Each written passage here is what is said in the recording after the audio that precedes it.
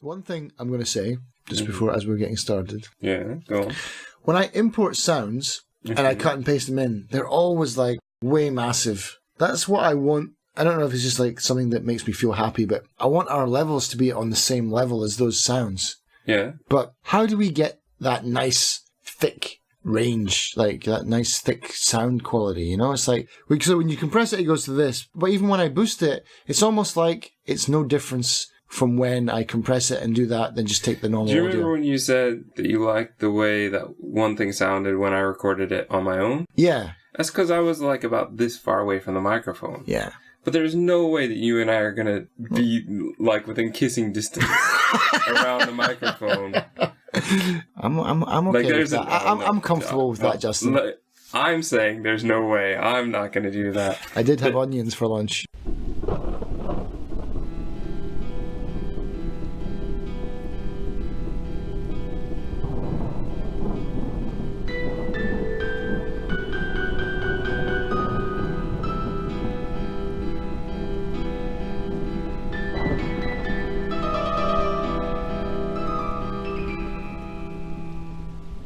Hello, and welcome to Filling in the Gaps. I'm Justin. And I'm Darren. And today we are going to discuss Costume Quest. And I would like to discuss Costume Quest 1 and 2. I am able to do that. However, my friend can only discuss 1. Yep. Do you want to explain why? I do. Because Costume Quest 2 is not what I was expecting. I didn't like it. I played it for over an hour and I requested a refund on Steam. We're going to get into more why later. I will say I disagree in many of the things that you've said to me so far, but we haven't really gone into it in detail. So, listeners, I would say both are worth playing, and you should probably pick them up. This episode will be a little bit different for a couple of reasons, but the main one being because we're going to talk about Costume Quest and Costume Quest 2. We'll have our spoiler-free section now. We'll have a spoiler section for Costume Quest 1, and then a second warning for a Costume Quest 2, just in case people have played the first one but not the second one, and they're curious if the second one is worth it. It's not. It is. It's not. It totally is. Costume Quest 1 is from Double Fine, a company we've talked about before with Too many times. Stacking and Grim Fandango, and we will probably talk about them again. They make great games that are unique and cute and typically family friendly, but just games that I enjoy. And Costume Quest is the first one that I bought from Double Fine. It's the first one I played. So it's this game that got me hooked on them as developers. Yeah, no, it's a good game. But I guess it was published back in October of 2011, but it barely shows because of their art style and what they've done with it. It is essentially a Halloween RPG where you collect candy and fight goblins called Grubbins in this game. It's only about 635 megabytes as far as size and takes roughly 8 hours to play. It's $10, but that does include some free DLC of Grubbins on Ice, which will give you a bit more time as well. It's very family friendly. Would you agree with that? Oh, yeah. Yeah. And it's essentially a game where there was a similar concept in a South Park episode where the boys were dressed in costume and then we would get to see what they look like in their imagination. And then, of course, they were much bigger and more powerful. And this game does a lot of that where when you fight, you become your costume and you become larger than life and so much more than the tissue paper and gauze and, you know, silly little things that the costumes are actually made out of. Yeah, because there are these big robots and stuff, and when you're trying to get through the caves where there's water, it's like, can't go through there, I'll ruin my costume, it'll get wet. Yeah, because it's cardboard. Yeah. But when they fight, that robot becomes this giant Transformers-like Yeah, robot. he's basically Soundwave. The story will begin with twins Ren and Reynold, and you, as the player, get to choose which one is going to be the main character of the story. Which one are you going to control? And essentially, the game is about one of the twins, depending on which one you pick, it'll be the other one, gets kidnapped and taken because they're dressed as a giant piece of candy corn and the Grubbin thinks that that is an actual piece of candy, and that is how basically the game begins. In this game, you can find plans and materials for new costumes. Each costume has a special ability when it comes to fighting, but sometimes it has a special ability in what they call explore. So as you're walking around the world or exploring the world, those different abilities can also get you through different parts of the game, which the first time I played took me a long time to figure out. So I really like that tiny bit of puzzle aspect to it, because a lot of times you don't know what you need until you get the costume that you need. Yeah, there's only really a couple of them that have those special abilities. Man, I love the Heelys. Like, you can zip around everywhere on them. That was my main costume just for that reason. Like, I want to fast travel. Fights will earn you candy and experience, so you can level up. And as you were saying, the robot costume has wheels, so you can move around very quickly. You're basically going to be doing this right at the beginning in a race. And to give you an idea, just before we jump into the spoiler section, there is a friend that we make called Everett, and he allows us to try out his costume, which is a knight, which gives us a shield, which protects us from the water that you were talking about before, which is essentially the first explorability that you don't know about. This game is a lot about exploring. It's a lot about, I don't know, it's not really about grinding as much for RPG. You don't really have to grind a whole lot. They have put in the grinding in place and told you exactly how many you have to do. So, for example, you have to trick-or-treat at so many houses, and you know that going into it. Yeah, it's like a side quest almost menu where it's like, do this many of these things. And they've put in the exact right amount of enemies. They don't seem to keep respawning over and over again. So, yeah, you can get through the game just by going through the game, pretty much. You don't have to stay in one place and grind. I will warn you, this game is very addicting, surprisingly addicting. Once you put it in, you don't realize that you've been playing for 2 hours. So just beware. This happened to me, and you said the same thing when you started playing. So yeah, beware of that. And with that, I'm going to take us into the spoiler section for Costume Quest 1. Are you ready? I am.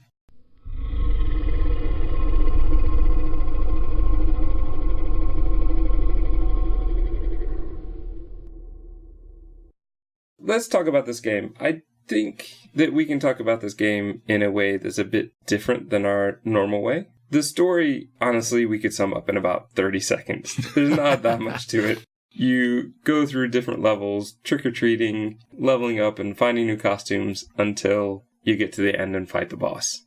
It's typical RPG format, but reduced to an actual playable chunk. Yeah. Too many times I've felt that Final Fantasy games, for example, have just gotten to the point, especially, I think the last one I played was 12. It was just so much grinding and so much extra stuff that it got to a point where I didn't know if I was ever going to finish it. And there's a part of me that wants to go back to this size of RPG where we don't have to play for 100 hours in order to finish the game. Yeah.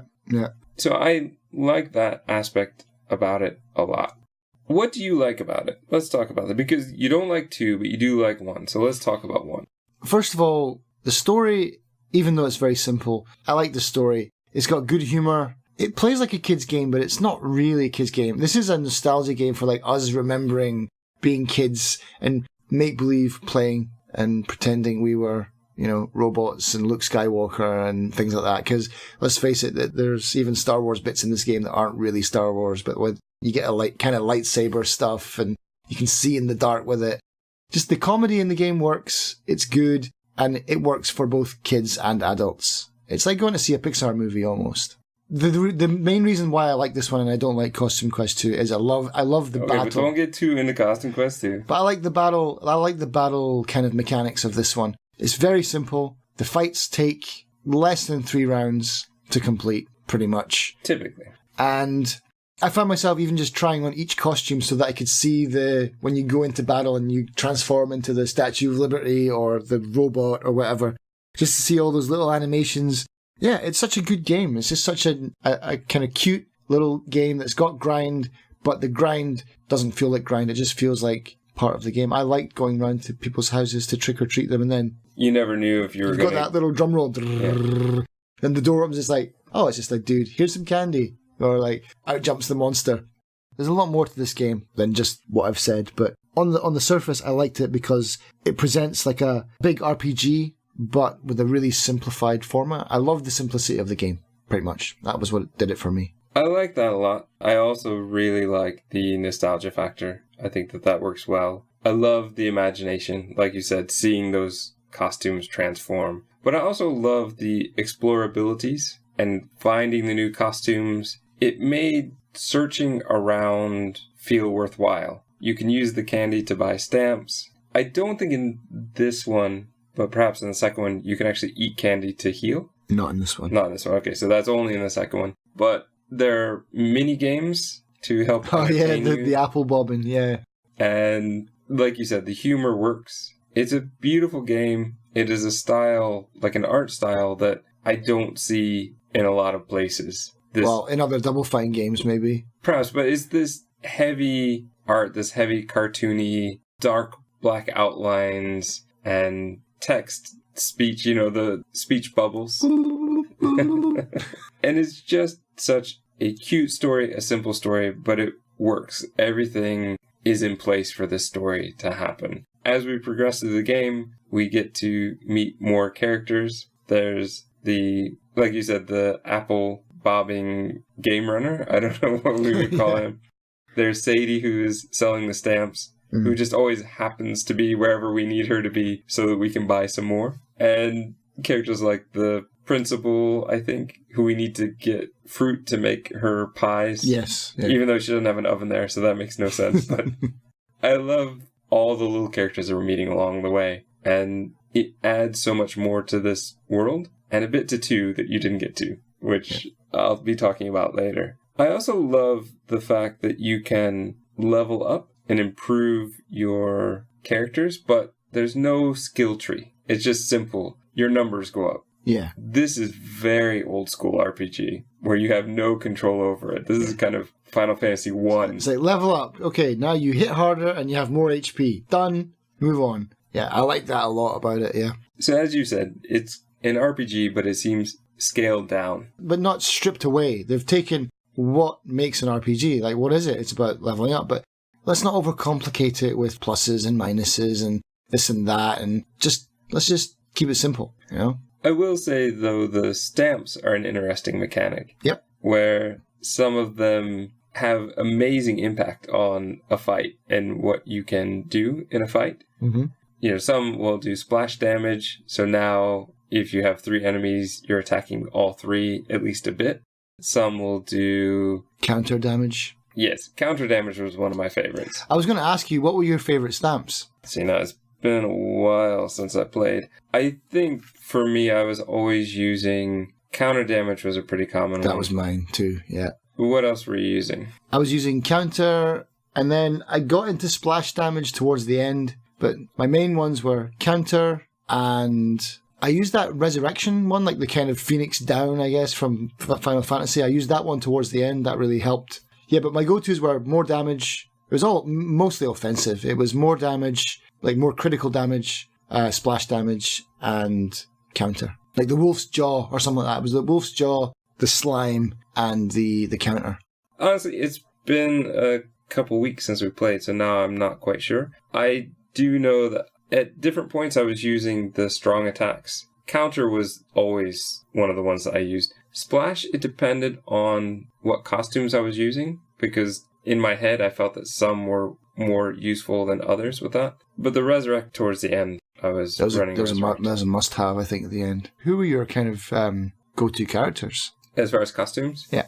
Or do you want to talk about that later? No, we can talk about that now. You definitely were talking about the Statue of Liberty, right? Yeah. Statue of Liberty, the robot, and the spaceman with the lightsaber. Those are my 3 guys. That's interesting. I didn't really like the spaceman as much. I thought I would, but then I didn't really. And even the second playthrough, I didn't really as much. I found that in the beginning, I liked the robot. I liked the Statue of Liberty. Statue of Liberty was kind of a must because it's got healing. The healing. And also the fire damage I found really easy to execute. Yes. That's one thing with Costume Quest 1 is you have to do I don't know. What is it like on keyboard? I was just about to ask you the same thing, because you've just said Costume Quest 1 was weird for that. I found Costume Quest 2 weird for keyboard, but Costume Quest 1 was perfect.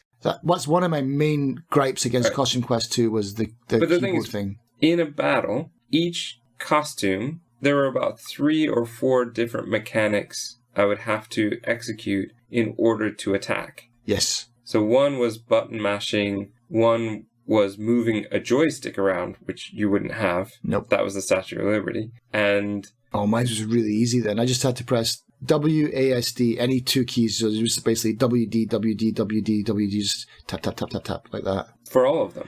For the Statue of Liberty. For the robot, I had to just, when the bar came up, I just had to hit E or Q or sometimes Shift. The same went for the Spaceman guy. Yes. It was the same as the robot.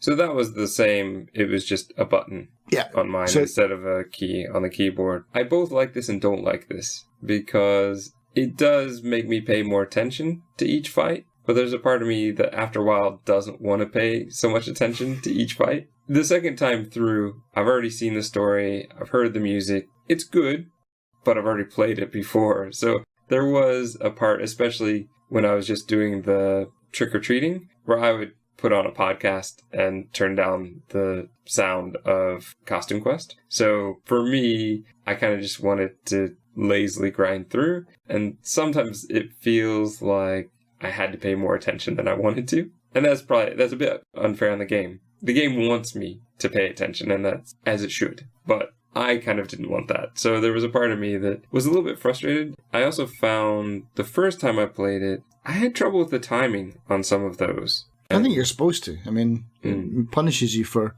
not getting that thing in the right spot, and hitting the button at the same time. I didn't have as much trouble this time, so I don't know if there's been an update since I played it the first time, or if I'm just better at it now because I've played it before. So I'm not sure, but it felt better this time than it did the first time. As far as costumes, the Statue of Liberty is a must because of the healing. But outside of that, I typically chose the ones that I just liked. The robot, yes, because of the fast moving in the outside world, but I got a bit bored with it playing over and over and over for 8 hours, so I would typically put in a different character. I really liked the pumpkin.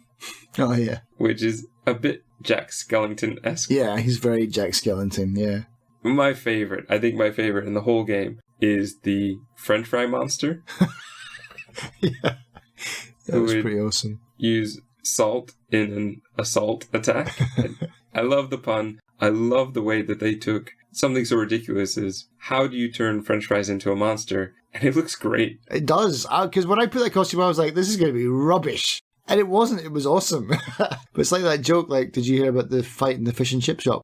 A fish got battered and a chip got assaulted. Sorry. No, that's fine. But no, I like the robot because he's got that AoE one where he just blasts everyone and they take this fire damage where they're constantly taking damage as the rounds go on. Well, for 2 or 3 rounds maybe. That's why I wasn't always using splash damage, because some of the characters do splash damage. The French fry one as well, it stuns the other characters, the enemy, so you sometimes get a free round, which is fantastic. Yeah. Let's talk a bit about the areas. So the first area is just the town. A lot to explore, and you get to meet people, you get to see what the world is like, you get to meet your friend Everett for the first time, and you go, okay, let's be honest though, the wheelies in the grass, that wouldn't work. And you also had a problem with some of the ways that they were getting candy. What did I say before? Sorry, I can't remember now. You didn't say it tonight, you said it to me in a text. Oh, yeah. We should put that in at the beginning. Here we go. Yeah, the Costume Quest is a heartwarming tale of children eating candy out of garbage cans. Because quite often that's where they're getting them. They're out of leaf piles. Leaf piles, I can somewhat see. I don't know how they're getting them out of fire hydrants. Whack. Mailboxes. This is also where you, as I said before, you get to meet Sadie for the first time and start building up your stamps. You get to do the apple bobbing for the first time, which, again, the first time I found very frustrating, but this time... I never failed any of them, man. I found it really easy. I aced them all on the first turn. You also get to do hide and seek for the first time, where you find 6 children who are hiding and get a bigger pail so you can hold more candy. You do all your trick-or-treating. You get to open the gate and go through the cemetery. Yeah. Which leads to you battling a boss, big boss. And I do think it's interesting that the bosses also, when you go into battle, look so much more intimidating than they did when you just snuck up on them and hit them with your pail. Yeah. But I like that as well, actually, about the hitting them. It's an interesting little thing that they've thrown in. If you manage to hit them, you get to do a kind of bonus damage at the start of the round. And obviously that damage increases as you increase your level, but it doesn't work against you. If they get the jump on you, you don't automatically lose hit points. But if you manage to hit them from behind, you get that bonus. I like that. And it's things like that, the small things that make a good game great. And they've obviously put a lot of thought. They definitely, the team who made this game, they thought of almost everything, pretty much. Everything is so tight in this game. It's really well executed. Can't argue with it at all. We end up going to the mall. We get to see the place being renovated. So it's all dark. This is where we need to get our lightsaber, if we can call it that. Sorry, George. That allows us to walk through the dark spaces. We then get into the regular part of the mall, which I love. Yeah. There's a train that goes around the top. There's hidden stuff all around. 3 levels, I think. You have to get behind the machine in the arcade, which you had a bit of trouble with. I did have a problem with that. Which is where you get to meet Lucy. So now you have 3 people in your party. The game becomes much easier when you have 3 people in your party. You also have to do a costume contest, which I love this because you get to go talk to the judges ahead of time to find out what they want. And there was one that I found I wasn't sure what they specifically were going for because it was technology. So I think I put in the space guy because he's got a rocket pack and a laser sword, shall we say. Yeah. And I don't think that was the right one. I think I had to put in the robot. But you try it, you fail. Oh, don't worry, kids. You can come back and try again. Yeah. It's so wonderful. It's the never-ending costume competition. You get the ninja costume in this one. Which I thought was going to be awesome, but it's pretty rubbish. But you get to sneak behind everybody. You can sneak right in front of the evil guys without worrying about whether they can see you or not. Yeah, but you want to beat them up, though. Oh, yeah, but it allows you to sneak behind them and hit them. Oh, yeah. I used it a lot for that. Oh, yeah. I never thought about that, because I'm dumb. But you do get to use it once as a utility in the game, which is pretty cool as well. Throughout the game as well, you get to meet this guy who helps you out. Oh, yeah. Often he's dressed as a scarecrow, but he will give you one piece of a costume at a time. And they say, why can't you just give us a whole costume? Or why can't you just help us out? Give us what we need. Yeah, tell us exactly where it is. And he kind of goes, it's too powerful. You need to get things a piece at a time. Or something. Some sort of stupid deflection, but it does make me laugh. We'll find out that that's the brother to Dorsilla, who is the evil person guiding all the grubbins around and trying to get the candy for Big Bones, who will be the giant boss at the end of the game. They make lots of references to it throughout the first and second levels, and then basically we get into the third level, which I thought at this point, 2 good levels. What could they do with the third one? It's fantastic. Yeah. I love the third level so much. I was frustrated because there's clearly a scarecrow you can't get to. And I don't know how long the first time I tried to get into that hay maze, thinking it's a maze. There must be a trick to it. I must get in there and get one more costume. I always wanted another costume. I saw that scarecrow and I was like, I bet you can get there. And then you text me like, don't try and go there. Like, okay, done. Yeah, it probably saved you an hour of trying to figure that out. There's a whole thing of having to get the French fry costume so that you can lead hungry customers to the French fry stand. You can also use that power to lead the hungry crows or something like that? Are they crows? Birds. I think they're called like caterwailers, but they're basically you lead them into the barn and lock them in, and you can get your old costumes back because in the story they've been taken away from you. And then you get to go into a carnival, and in there you get to be shot out of a cannon. Mm-hmm. You do a battle, and then in a beautiful bit of meta storytelling, they go, wow, we now have to get down from here. How are we going to do that? Yeah, because you're on top of the Ferris wheel, that's right. And then it just cuts to, wow, that was interesting how we got down from there. Yeah. It's just beautifully done, and that just makes me laugh so much. I love that. When we get through all of this part, we have to go through a kind of maze, rescuing now Grubbins who've been trapped, so that we can get different costume pieces, so that we can pass as a Grubbin to get past the guard, so we can go and face Big Bones, our final boss. I love getting past that guard as well. He's like, what does he say? He's like, he doesn't say what's the password or something like that, but he's like, who are you? Like, oh, we're just this little guy. Oh, all right, yeah, in you go. You know, he doesn't really care anyway.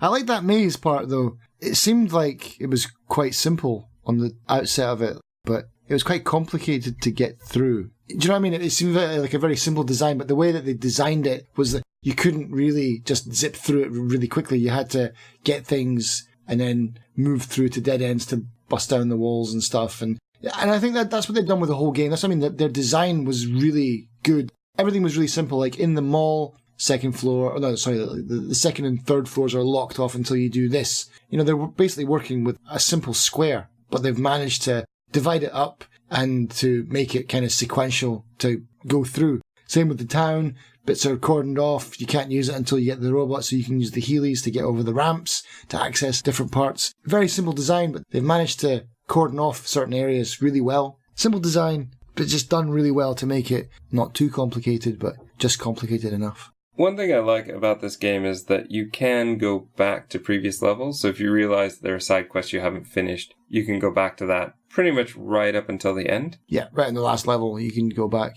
But just right before you meet the boss, pretty much. Exactly, yeah. And you'd want to do that if you're going for the achievements, if you want to get all the costume. Well, like me, I didn't manage to do the costume competition. So I was like, oh, well, now's the chance. Because I thought it was maybe going to be one of those things where you had to get a costume from later. Because I tried the sequence of technology was the spaceman. So I was like, oh, maybe it's a costume I get later. So now when I got to the end, I was like, well, I haven't really got any new costumes.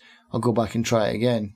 I will say this, because there are probably a few people who did what I did. I wanted to try out the Grubbin costume to see what it would look like in battle. But the first time I played, I got to the last battle without having it on. I didn't want to try it as the last battle against the boss because I didn't know what it would be. It actually just makes you the robot. Right. I was hoping for something more. Yeah. But I totally get it. That's fine. Well, because they're pretty useless anyway.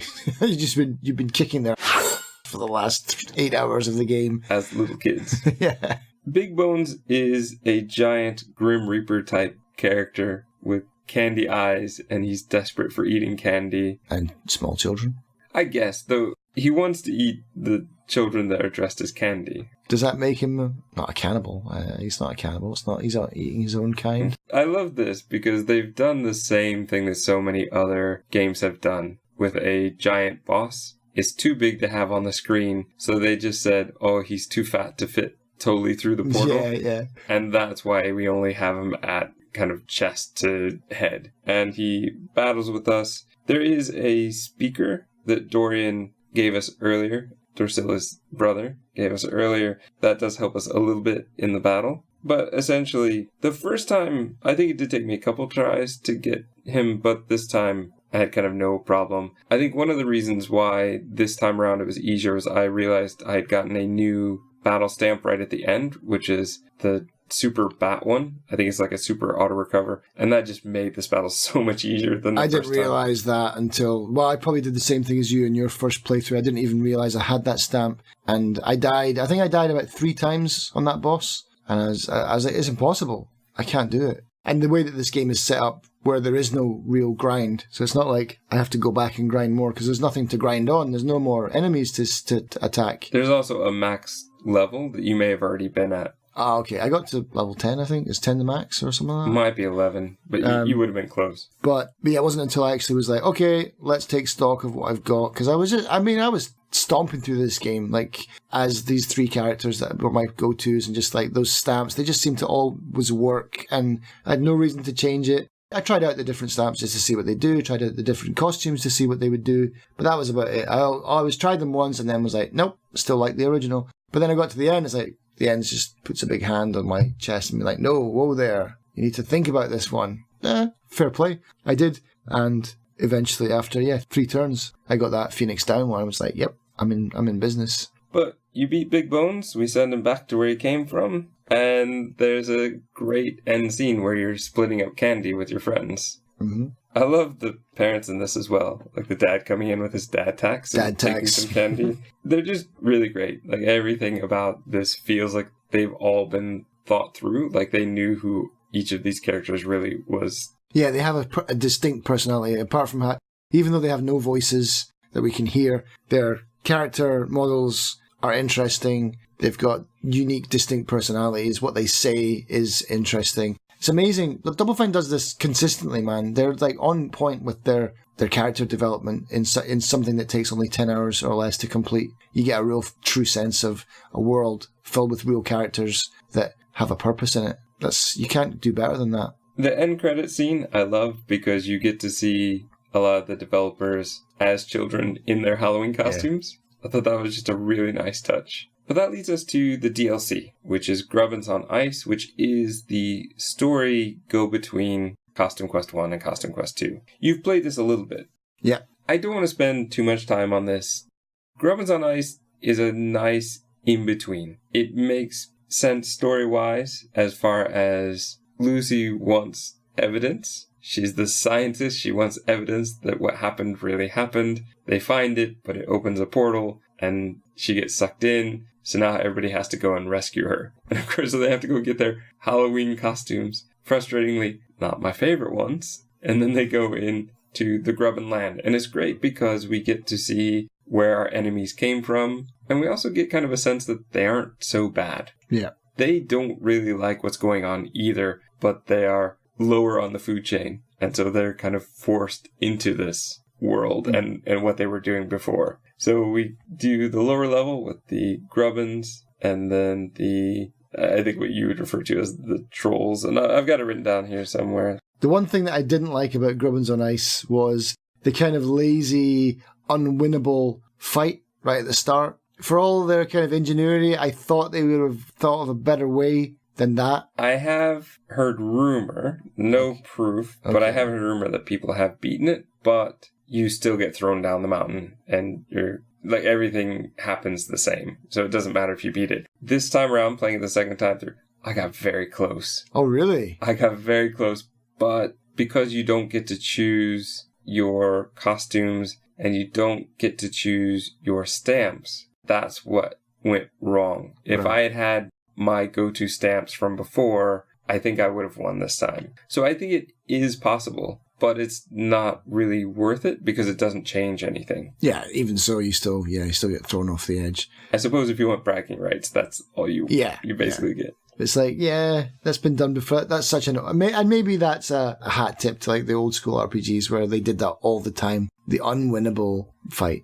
In this one, we do get to use some of the same costumes, but we get a few new ones. We get the eyeball, which gives us a better perspective on what's going on around us. We get the pirate, which allows us to hook onto lines and slide down. And we do get the Yeti costume. Haven't got that one yet. Yeah, haven't got that far. It doesn't really do much as far as exploring. In fact, I think it has no explorabilities, but it looks really cool when you go into battle with it. Cool. It's pretty straightforward. It's not as long. It is DLC, but it's much the same game, just a bit further. You haven't got the end, but I already warned you. We're going to spoil it for you here. With the ending of the DLC, it takes you into a portal, but you basically don't make it home. You end up in a room of portals and you're not sure where to go, which leads directly into the main menu of Costume Quest 2. Yeah.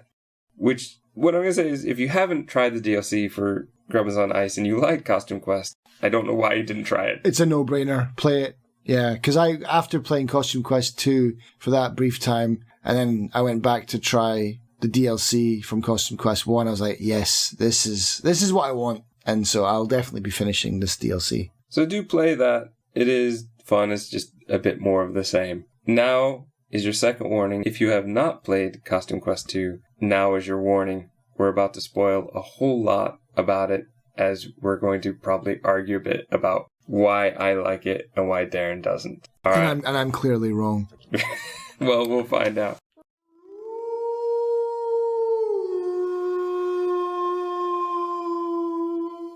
Costume Quest 2. A good game that Darren didn't give enough of a try. I gave it enough of a try before I couldn't get my refund from Steam. Let's talk about why you don't like it. Why don't you like it? The controls are terrible. Okay, first off, let's be specific. Why are they terrible? Because I don't know. I played with controller. And this is the thing. I think maybe they've flipped it around. From playing 1, I wanted them just to keep the same controls. I don't know why they decided to make it all different, but I'm sure on a controller it's just like X, Y, and Z. They labelled all the different characters as for each character, but for me, it's become the numbers. Before, I was pressing E or Shift, which are all in easy kind of reach of your fingers when you're playing with the WASD. But now they've labelled them all as 1, 2, and 3.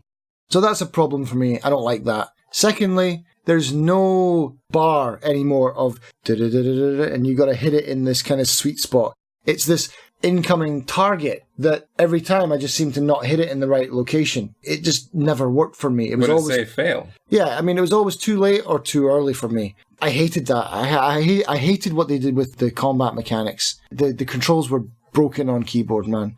And I'm not saying it was unplayable. It just wasn't fun. It wasn't fun playing on keyboard anymore. For controller, they actually made it easier. I'm guessing that's exactly why they consolified it. Instead of having to guess what button you were going to push, now it was always the same one. It was always the same one. And on the controller, say, for example, the Xbox controller, it would be the top button, the middle left button, and the bottom button. And so you knew what you were doing every time. And I imagine with PlayStation, it's probably the same. So that made it easier. Every person's combat mechanic was that same one of trying to time it. And that's it.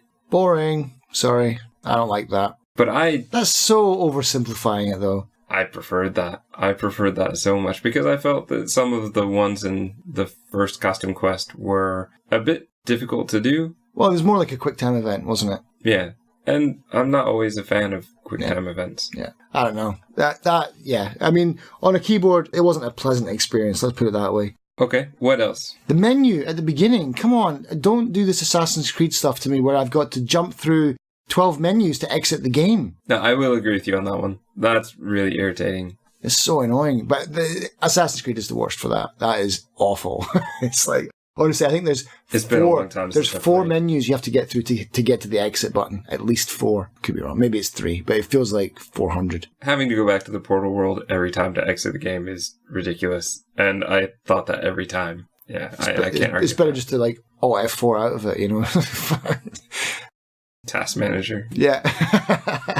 But, okay, I'll just dump all my grievances on this part and we can move on. The second part is I wasn't a fan of... I didn't get into Costume Quest because I wanted to play an RPG. I got into Costume Quest because I liked how simple it was. Now they're starting to add RPG elements, +10s, -5s. You know, they're starting to really move more into the kind of RPG mechanics of badges and leveling ups, and you've got all these plus and minuses for all the different kind of things. I just liked it when it was just like this. What are you talking about? What pluses? Like there was like plus to health, minuses to this. There was plus 10% whatever to your attack, rather than just it's a bonus to your attack. They had specific percentages attached to different badges, or not badges, stamps and stuff. I mean, I like RPGs. Don't get me wrong. I love a lot of RPGs, but I just wasn't looking for it in this game. Okay. And they overcomplicated something that should have just been simple. I disagree. Yeah. I think that they did overcomplicate it, but not in a way that you're talking about. In this game, it's not stamps, it's the cards. Sorry, that's what I meant to say. Yeah, the cards. In the first game, the cards are just for fun, but they've simplified it by taking the stamps away and just giving the cards special value. What the cards do... And you can play them in combat. Yes, and this is an interesting mechanic, is that you can only use them once in combat, and then they have to cool down for 3 fights, for example, and then you can use them again. So once you have a full set of them, there are some you'll just never use again. You'll try it once and go, I'm never going to use that again. And some you just can't wait until you can use them again because they're so useful. Yay, it's my 3rd fight. There are some that help you gain more candy after every battle, some that help you gain more experience after battle so that you can level up much faster. And again, the leveling up is the same. It's automatic. The costumes, as with the first one, have different stats that can help you or hurt you a little bit in some ways, but help you more in others. What I don't like is the time that it takes to have to replace the cards every time. It would have been nice to have a set go-to cards that you can go, yes, give me set A, give me set B, a way to make those sets so they were easier to bring back because it took longer. Another problem I had with this game was you don't heal after battle. Yes, that annoyed me greatly. You can heal by drinking those water. water fountains, yeah. But it's really annoying to have to keep going back after every battle. Because that's the thing as well. This is the one reason that Costume Quest 1 was like, finally they have learned. What did you do in Final Fantasy? You had a gazillion Phoenix Downs and a gazillion health potions, and it was a chore to go into your inventory. Bring them back, revive from the dead. Chug 10 healing potions. Like, that's a chore, and it's a waste of time, and it's a grind, and I don't need that. Why did you put it in this game? You didn't do it in Costume Quest 1, and it was perfect. Every battle, you're down to your last hit point, but it doesn't matter. You finished, you won, ta-da! You're back to full health. No chore. Come on, guys. There were cards that would fix that, but again, you couldn't use them every battle, so that is a problem, and I'll agree with you on that one. A thing I did like about this one, that's a huge improvement over the first one, is you have wheelies in every costume. Yes, that was when I first booted up this game, and everyone has wheelies, and it doesn't matter what costume you're doing. It's like, my eyes lit up. I was like, wow, look at this. They've learned that it was a pain in the butt to like change costume every time to get into those wheelies. Now you just automatically have wheelies all the time. Fantastic. Then I was let down by the rest, but that was a great thing to do. Like, well done. You saw what you'd done in the past. You're like, yeah, we should have just put them in all the time. That would have been really easy, wouldn't it? And really less frustrating. Yep. All right. Do that now. Done. Yeah. One thing that you didn't get to experience that you do as you play later is the more cards you get and what some of those cards can do. Towards the end, you're getting cards that can destroy a single enemy. You get one card that will destroy all 3 enemies. Nice. So there's a lot of cards that start to make the game feel like the old one. The 3 turns and done. But you don't get that in the beginning. It does feel harder in the beginning. And I know in text you were saying, I hate the fact that there's combos, but it's not really combo moves. You do get the chance to do a double attack later. You do get a chance to have a counter move, but I never really use that, and you don't really need to. I think even in the game it says this is a really good last attempt to win when you think you're going to lose. But there are other things in this game I love that you didn't get to because you didn't get to see the rest of the game. This game has elements of time travel where you get to go forward in time and see an evil future where a dentist has taken over and rules the world, and he's forbidden costumes and candy, of course. Oh, that's right at the beginning. Because the intro to the game is really interesting. It's almost like a Back to the Future 2 situation where you go and you meet Everett and Lucy are married. And you'll find later they have a daughter as well. Right. Yeah, you go outside and it's like, yeah, all candy's been, there's no Halloween. Yeah. It's really cool. I love the beginning to the game. Evil robots that look like giant teeth. Yeah. It's great. I love this game. And then you get to go back in time to a time where that dentist is a little kid, and you actually get to see Dorsilla and, was it Dorian, the brother, as kids. You go further back, and then you end up going back to the future, and there's just a lot of interesting stuff they do with that. So does it kind of piece together how or why Custom Quest 1 takes place in the first place? It does a little bit, but not really. I think it kind of alters that. But the ending of this one feels like, no, this is the ending, and we're definitely saying this is the ending. And that's something that I guess I'll just talk about now. You, at the very end, when you've beaten it, there's a huge street party, and you get one last chance to get a little conversation with everybody you've kind of met along the way. And that's just a beautiful goodbye that I would love more games to do, to let us know what happened to all the little side characters, or just get a bit more and to say, yes, it is done. Like at the end of Police Academy. The first one? I think one of them was like, so-and-so went on to, is it Police Academy? Where they're like, they do like the picture, the portraits, and they're like, so-and-so went on to, but they used to do that in a lot of 80s movies, yeah? I think you're confusing it with Animal House? Maybe. But I know they've done it for a lot of movies. I don't think so, because I'm pretty sure Police Academy just ends with their ceremony. Is it? Edit this out. Anytime Darren is wrong, edit it out. I love that nod to everybody, and I love some of the costumes that we got to play around with in this one. So in this one, we get to be a pharaoh, like an Egyptian pharaoh that can resurrect fallen characters. That would be very helpful. You get a clown who does healing. Did you use the clown? I had the clown, but I didn't really use it. I hate the clown. I hate the clown so much. Because he does that boing, boing, splat kind of attack. Yes, but also his special is to heal you, but he heals you with laughter. And as in with many games, he does something that's not really funny, but is supposed to be. He opens up a banana, drops the peel, and falls on it. Yeah. And then there's canned laughter as he looks at the camera. And it's like, oh, I'd almost rather have my characters die than have to see this again. You do get a chance in this game to buy level ups for the costumes so that they can do more power or more damage or more healing. So, for example, the Pharaoh can heal with more health because you initially only come back with a small amount of health. There is a hot dog costume, which is brilliant. I like the sound of it already. You're kind of like a giant hot dog Cerberus with with 3 heads that spew mustard and ketchup. Oh, really? And relish. Oh, man. Awesome. Yeah. So there's some really terrific costumes. There's a bit with a werewolf where you have to do a game where you see the claw marks and you have to follow the claw marks using the special light. Okay. And when you finally get to the end, you find the kid who's been doing this just because he's angry about what's been going on in the world. You know, no candy, no costumes. And he gives you the costume, which is nice. And his attacks look really cool, especially the special attack. He does this thing where you're looking from the point of view of the enemy, and you can only see him as he's running along quickly, and you're not exactly sure where he is. It's very much an homage to 80s horror and the way that you would have to film because special effects they weren't in those days what they are today. And I loved it.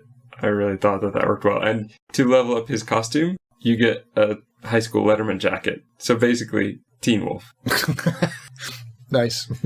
So there's a lot in this game that I love. I love the simplified battle. I love the story. I feel like this going to the past to save the future. In this game, it works. And it works in a way where they've ended it and it feels like more of the same story, but I would rather have this more than not have it. So I'm very glad to have played it. I love the fact that you can wheel around faster. Yeah, that was a bonus for sure. There are some, again, good comedy bits where you're trying to get this contract signed and there's this whole thing about this billboard that's in the way and all right, well now I gotta go talk to the other one about this and I'll go back to talk to this other one about this. And it ends in a way that does make me laugh. I'm not going to tell you because should you ever play it, I want you to experience it. I'd have to buy it again though. I suspect that you might at some point. If it comes up in a bundle, I'll get it again. But yeah, I was so angry with it. I was really like, I've never felt that with a game in a long time, like actually angry at it. Like, you've ruined it. And again, it could be a keyboard and mouse thing. Like, it sounds like they've said, let's make it easier for people with controllers, but let's make it, rather than just keep it the same for keyboard and mouse players, they've made it more finicky. It's like, you know, you need, I don't know. That annoyed me. I liked everything else, apart from the menu as well, but the animations were good. It was very similar, a little bit clearer, crisper kind of animations in the battlefield and stuff. And yeah, it was something that I really wanted to play, but I rage quit hard, man. Which I'll admit, it surprised me. I really was surprised that you didn't give it more of a shot. Yeah, well, I couldn't because I got to the point where I was like, well, it's either just keep this in my library forever and never play it again. Because I was in the frame of mind like, I'm never playing this again. I'm done for all the reasons that I've stated. And I've posted screenshots of Costume Quest 2 on Steam and everyone's like, oh yeah, I love this one as well. This is maybe even better than the first one. And it was almost... Yeah, see, I wouldn't go that far, but I'd say it's very close. Yeah, but I was scared to say, like, actually I refunded it, guys, in case they murdered me or something. Well, now they all know. Yeah, sorry. But I think I've got a good reason to, like, why. I'm not saying the story's bad. I'm sure it's great. And from what I saw of the story, it was good. Just the mechanics, the game mechanics just did not. I don't know why they changed it, to be honest. I don't know either. It wasn't something you could readjust. And like I said, like could you reformat the keys, remap the keys? Possibly, yeah. But even the thing with the target, I couldn't work out how to hit them in the right zone for some reason as that target's coming in. And maybe that was something. But I mean, even with like 1.5 hours of practice, I still wasn't nailing it. And also, the fights take too long, man. They take forever. Like I said, they get faster. I'm sure they in get the future. faster later, but then you still have to go through and replace your cards every time, which is and kind heal of yourself, and yeah, I don't know. I'll save that for playing Dragon Quest and Final Fantasy, and what was the other really good one? I don't know which one you'd be talking about. Like Star Ocean? No, the time traveling one, Chrono Trigger. Chrono Trigger's great. But when you buy those games, you know what you're getting into. And when I bought Costume Quest, I didn't know what I was getting into because you recommended it to me, and I liked it because I wasn't in the mood to do that kind of RPG stuff. But then when I played 2, I was like, yeah, more of the same. I can't wait for this. Like, oh, it's not the same. It's different. It's been overhauled and not in a way that suits me. That's it. Done. Yeah, you're done. I'm not. I'm just going to say, it's amazing. You missed out on the warehouse scene. You missed out on a lot of small bits that I think you would have liked story-wise that I think are what make any frustration you might have with the game worthwhile in the end. For me, this is a game that I would definitely recommend to anybody who liked the first one, and I would definitely recommend it kind of to anyone who wants simplified RPG, who wants this kind of family-friendly, imaginative, unique art style with a story that's simple, but it works. This is a time travel story which won't do your head in. And that alone, I think, is something very special and deserves a look at. So, for those that have listened all the way through, thank you very much. I hope that you have played both, or if you haven't, you're now going to give it a try. Yeah, we've spoiled it, but the story is pretty straightforward. You're going to see a lot of it coming, but it works. This is one of those stories where, yes, you may be able to predict a lot of what's going to happen, but it doesn't really matter because it's the story you want to have. Because you're along for the ride. And like I said, I hope anyone that tries Costume Quest 2 has a great time playing it. It is a very good game. Sure. Gaps filled or more gaps created. And today we're back into the world of We Were Here. Yay! We Were Here Together. Is it a castle? Well, that's what it's called in the thing. It's the Stephen King's Castle Rock, isn't it? What? We jumped in on this one very early. We got it within the hour it was launched. And we started playing. You start off in what looks like a cabin room. You find out that I was standing in the room forever just looking, what are the books and everything. And then you were describing your room to me, and I was describing my room. I got a bunk bed. Me too. I've got a bunk bed. I've got a porthole that looks out into the snow. Yeah, me too.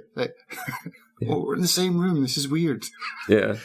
But we weren't in the same room. We were in mirror images of the same room that were just across from the hall. Yeah, we're in a hotel, basically. All this and more on the next episode of Filling in the Gaps.